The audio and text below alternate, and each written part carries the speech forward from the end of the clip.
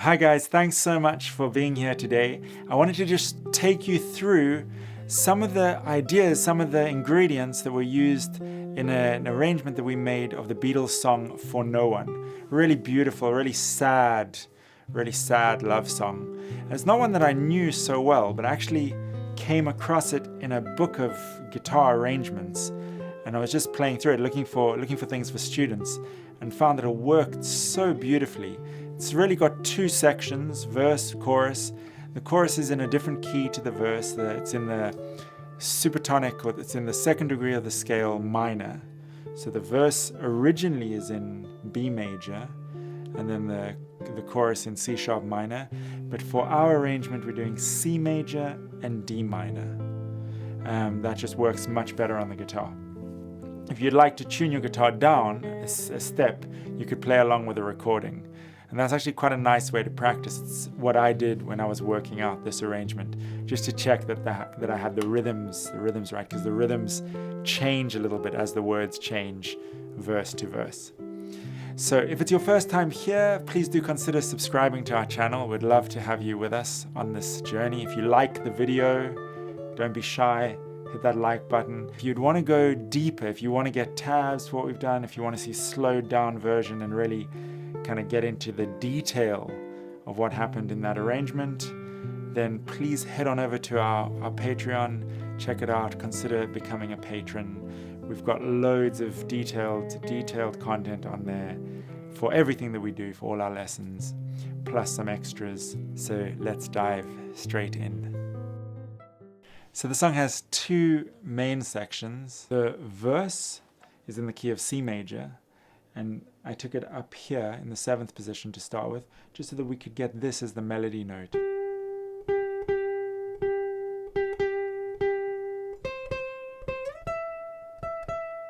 It's just nice to have the melody there rather than down here. This open G just seemed there wasn't that much you could do with it. So anyway, if you want to start kind of building up the arrangement, the first thing would be to learn the chords. So we start with the C major chord, and what we're doing is we're playing up here in the 7th position, so we're using some high fretted notes, the C, the E, and the G on the E, the A, and the B string, and then we've also got the open G and the open E string. So if you play down the strings,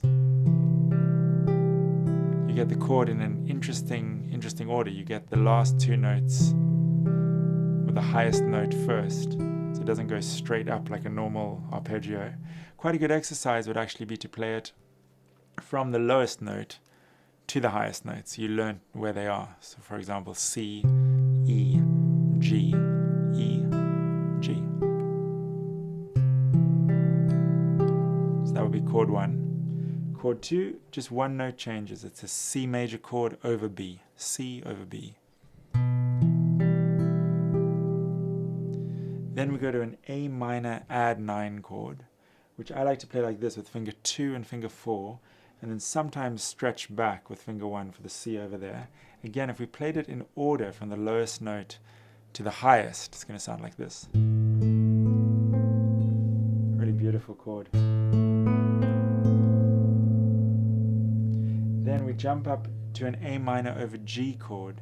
Now here, I tried lots of different options, but I found what sounded the best to me, what sounded the kind of the most, I suppose, the most sustained, the most full, was to use the open G string as the bass note. And then to play the rest of the chord, to fill in with a C and an A on the 10th fret of the D and the B string.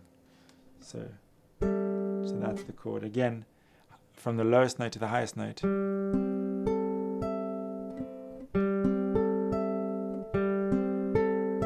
So if we just go through those two chords, you can hear that's a really nice progression. And what you want to do is not kill the G like I just did. So you want that G to ring. And then you keep it ringing as you move to the next chord, which is an F major chord. Again, if we play from the lowest note to the highest, we've got F, F, A, and E. F major, major 7 chord. And then that E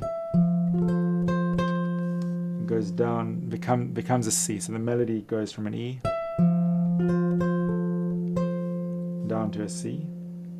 And then what I like to do fingering wise is I take this third finger that was on A and move it back to A flat, and we go to a B flat 7 sus2 chord. It comes from this shape, which would be a D7 sus2 chord, except it's up here on the 8th fret.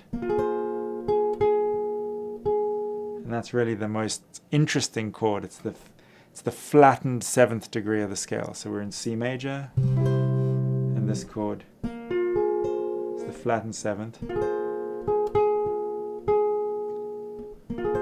So again, this is a straightforward bar chord. So we're going from the lowest note to the highest. We're just going down the strings: B flat, F, A flat, and C. And then we resolve that to a C major chord. What I like to do is slide the 3rd and the 4th finger down to the 7th and the 8th fret, and use the 2nd finger to play the low C. And then to resolve, well, it's not really a resolution, but we're moving, as the melody moves down, you can do a slide, a glissando, and we play C in this voicing over here. So in terms of voicing, it's very classically correct, because here we have C, E, and G, and here we have C, G, and E. So we've observed some rules of harmony over there. And that is the verse. So that's the verse in chords. I'll just run through it. So C major over B, A minor add 9, then A minor over G, F major 7, B flat 7 sus2, and back to C major and C major. So just playing like that, there's not many melody notes that aren't part of those chords. For example, the first bar, the left hand doesn't move at all. Second chord, left hand doesn't move at all. Third chord, the left hand's going to slide up just on that last note. And then for this chord again, the left hand doesn't move. For the F major 7, there's a melody note change on the first string. And for the B flat 7 sus2,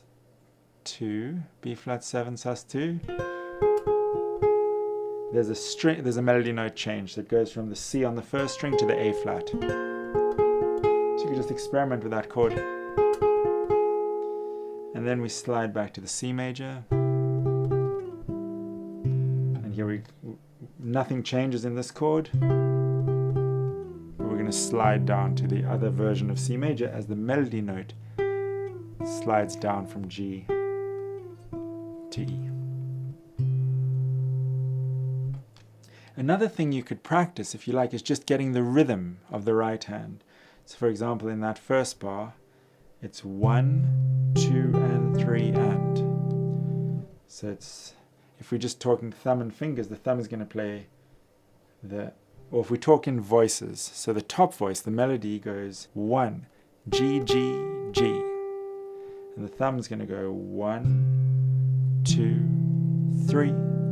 So together it's 1, 2, and 3, and 1, 2, and 3, and. So there's an accompanying part, which is string 6, string 5, and string 3. You can just practice that. 1, 2, 3.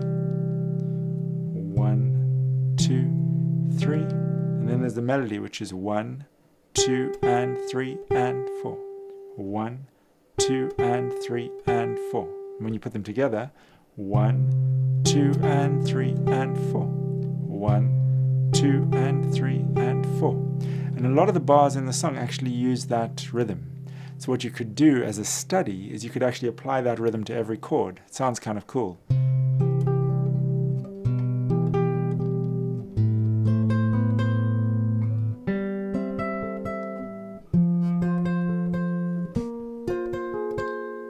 got fewer strings, so it's going to be 1, 2, 3.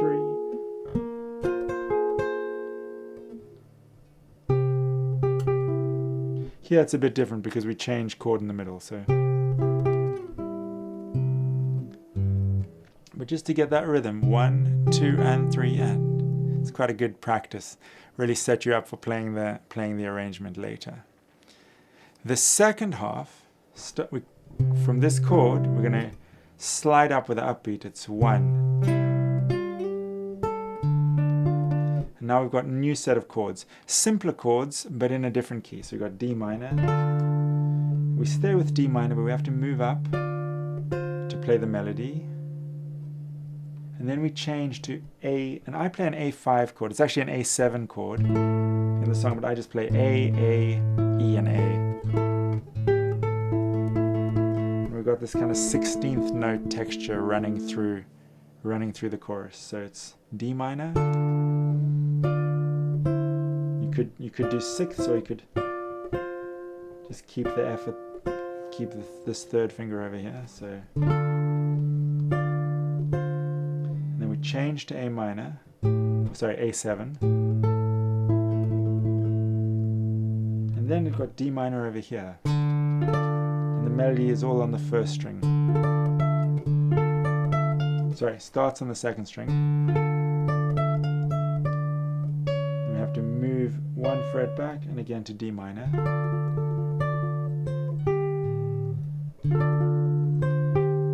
So we're holding this D minor chord, but we're finding melody notes.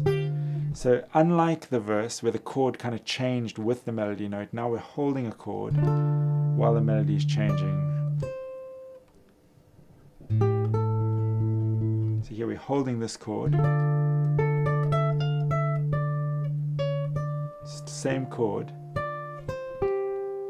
but we're playing melodies above it and below it. So one thing you could do is, just practice playing the chord and then playing the melody.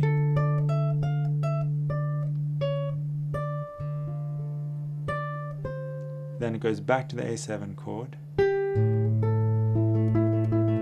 which we're playing as an A5 chord, like a power chord, no third. A, E, A.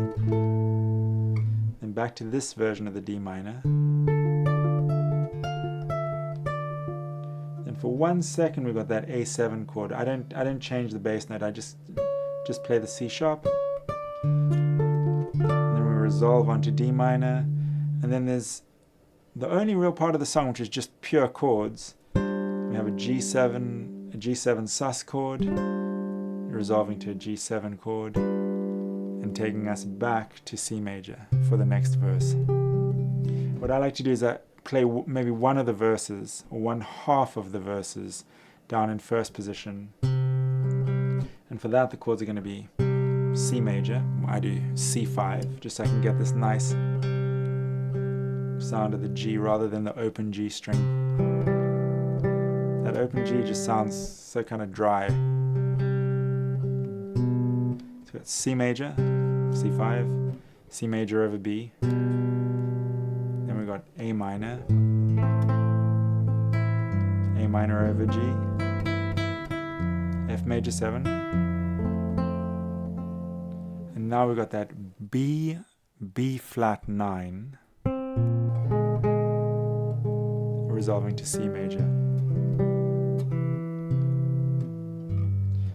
And then you can come back and do it up the octave. So the way that I end the arrangement, it's actually similar to how the song ends. It ends with a chorus. On